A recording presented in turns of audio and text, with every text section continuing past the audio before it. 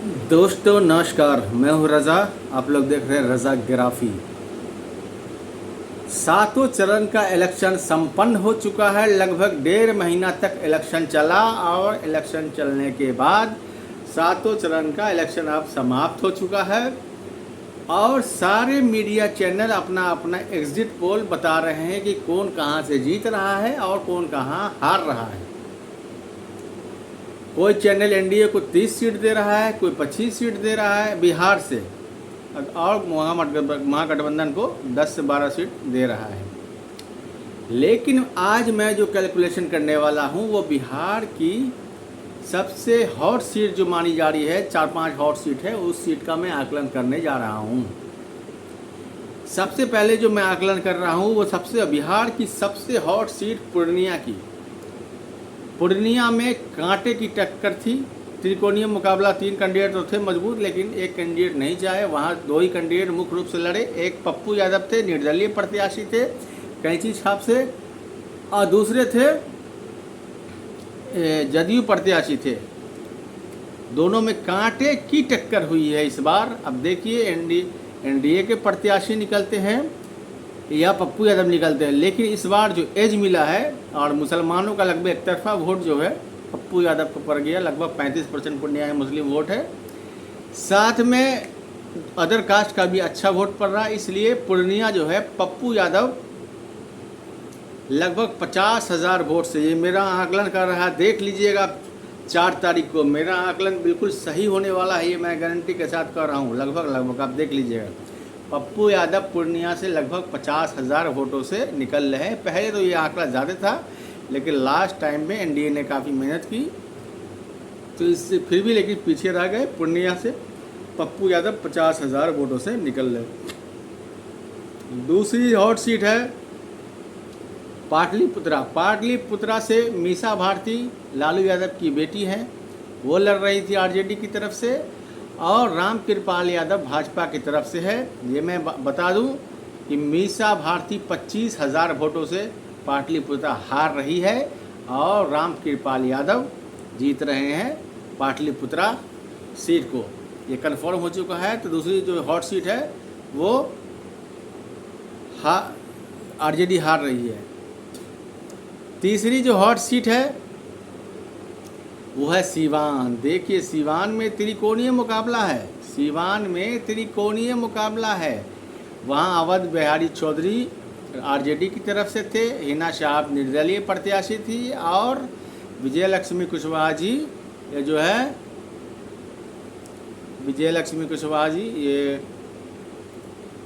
JDU की प्रत्याशी थी। तीनों में कांटे की लड़ाई हुई है तीनों में, और जब तीनों में कांटे की लड़ाई हुई है तो अवध बिहारी चौधरी थोड़े से पीछे रह गए, लेकिन ये दोनों विजयलक्ष्मी कुशवाहा और हेना शाह में ज़बरदस्त फाइट हुई है। दोनों ने ज़बरदस्त मुकाबला किया है, और हेना शाह जो निर्दलीय प्रत्याशी थी तो 3 महीने से कंटिन्यू 3 महीना पहले से वोट के 3 महीना पहले से वो फील्ड में जा रही है, दौरा कर रही है, सभी पब्लिक को रुझा रही है, सभी जनता से आशीर्वाद ले रही हैं।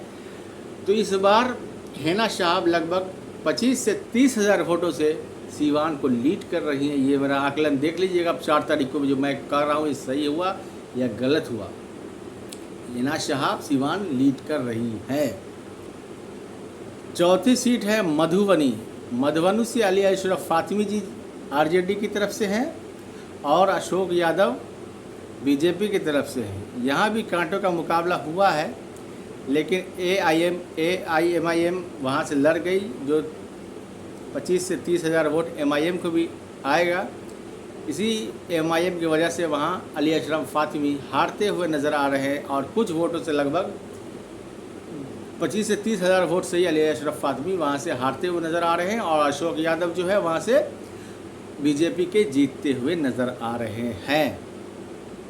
एक और सीट है काराकाट सीट। यहाँ भी त्रिकोणीय मुकाबला है। सीपीआईएम एमएल के प्रत्याशी है वहाँ से जेडीयू के, वहाँ से एनडीए के उपेंद्र कुशवाहा लड़ रहे हैं, और पवन सिंह निर्दलीय प्रत्याशी है। ये तीनों में कांटे की भिड़ंत हुई है, इसमें भी कोई डाउट नहीं है, लेकिन संभावना है, संभावना भी नहीं बोल सकते, क्योंकि पवन सिंह और उपेंद्र कुशवाहा में एकदम नेक टू नेक फाइट है। कोई भी कैंडिडेट 10 से 20 हज़ार वोटों से निकल सकता है।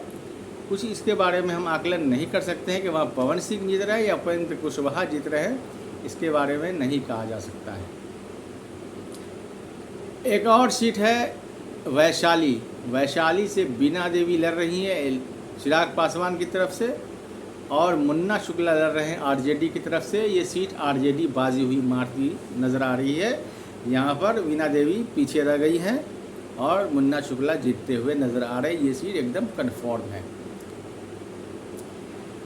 कटिहार सीट से कांग्रेस के तारिक अनवर अच्छे खासे मार्जिन से जीतते हुए नज़र नहीं आया। अच्छे खासे मार्जिन से लगभग 50,000 से 70,000 वोटों से तारिक अनवर जीतते हुए नज़र आ रहे हैं कटिहार से। और किशनगंज से भी डॉक्टर जावेद लगभग 20,000 वोटों से जीतते हुए नज़र आ रहे हैं।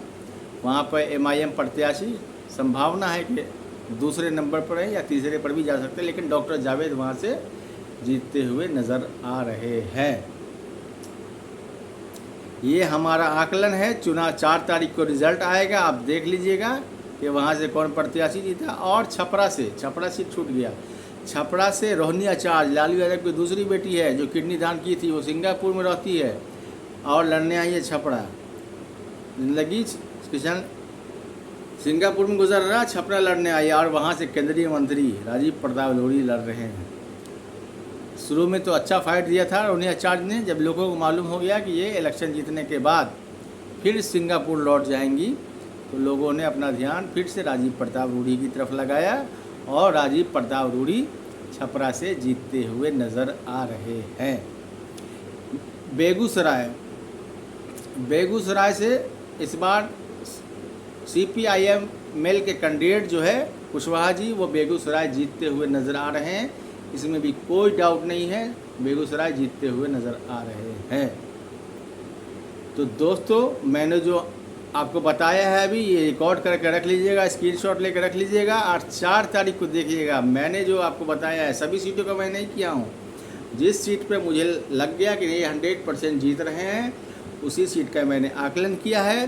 अब 4 तारीख तक का वेट कर लीजिए। 4 तारीख को रिजल्ट आ जाएगा तो उसको बोलिएगा, रज़ा भाई आपने तो कमाल कर दिया, आपने जो आकलन किया था बिल्कुल सही निकला, एग्जैक्ट फिगर निकलेगा। 4 तारीख को मिलते हैं अगले वीडियो में, तब तक के लिए धन्यवाद।